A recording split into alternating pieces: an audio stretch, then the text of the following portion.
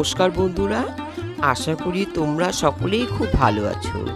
সীমাস kitchen থেকে আমি সীমা বলছি। মহাশিবরাত্রিতে আমি কিভাবে মহাদেবের স্নান ও পুজো করেছি সেটাই আমি আজকে শেয়ার করব। বন্ধুরা, অনেক অজানা জিনিস এই ভিডিওটি থেকে জানতে পারবেন এবং বাড়িতে অনায়াসে পুজো করতে পারবেন। তাহলে চলুন বন্ধুরা, ভিডিওটি স্কিপ না করে দেখতে থাকুন আমি মহাদেবের পুজো স্নান কিভাবে করেছি। পঞ্চম অমৃত দিয়ে মহাদেবকে স্নান করিয়ে দেব। দুধ নিলাম, ঘি নিলাম, দই,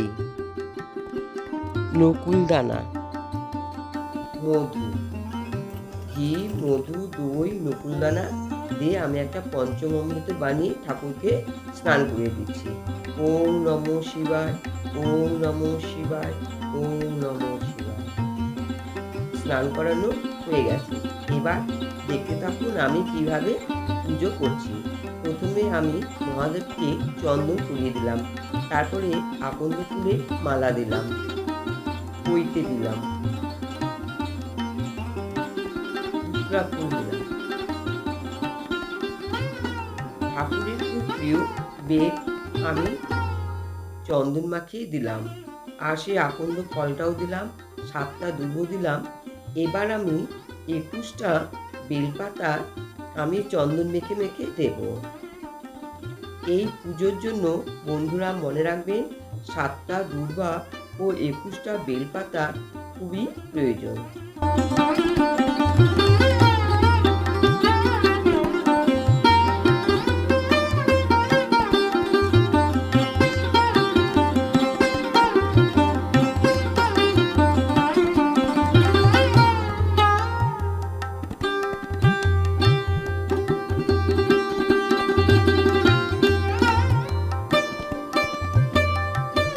এইভাবে আমি চন্দন মেখে মেখে 21টা বেলপাতা ঠাকুরকে প্রদান করলাম। এবার 5টা ফল চন্দন মেখে ঠাকুরের কাছে স্পর্শ করে নিবেদন করলাম।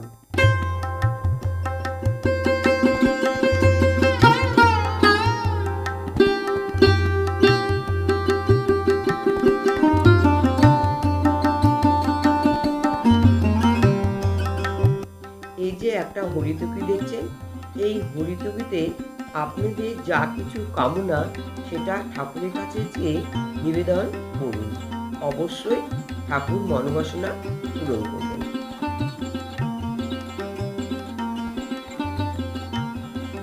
এবার আমি দুধ ও জল ঢেলে দিচ্ছি।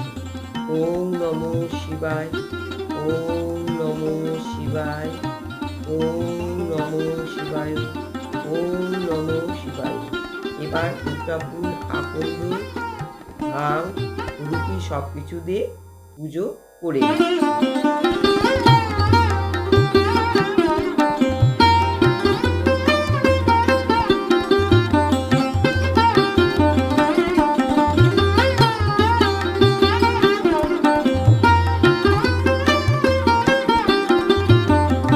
একটা কথা বন্ধুরা মনে রাখবেন, এই পুজোতে কিন্তু বেলপাতায় প্রধান, তুলসী পাতা পছন্দ করেন না, সেই জন্য সব কিছুতেই বেলপাতা দিয়ে নিবেদন করতে হবে।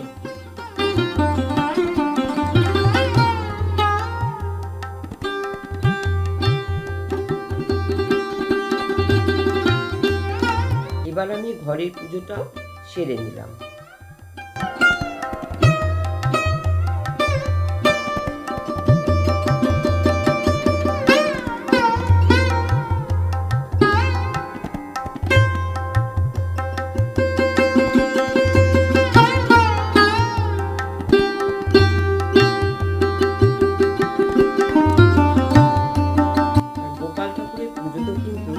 অবশ্যই তুলসী পাতা দিয়ে নিবেদন করবেন।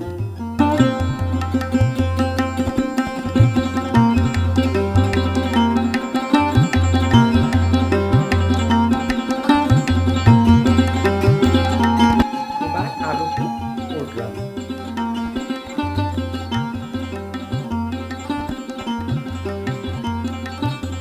এইভাবে আমি আমার মহাদেবের স্নান ও পুজো সেরে নিলাম। ওকে বন্ধুরা, আশা করি ভালো লেগেছে। আর যদি ভালো লাগে বন্ধুরা, তাহলে প্লিজ আমার চ্যানেলটি সাবস্ক্রাইব করে দিয়ে পাশে থেকো। আজকে তাহলে এ পর্যন্তই বন্ধুরা, আবার দেখা হবে। ভালো থেকো, সুস্থ থেকো।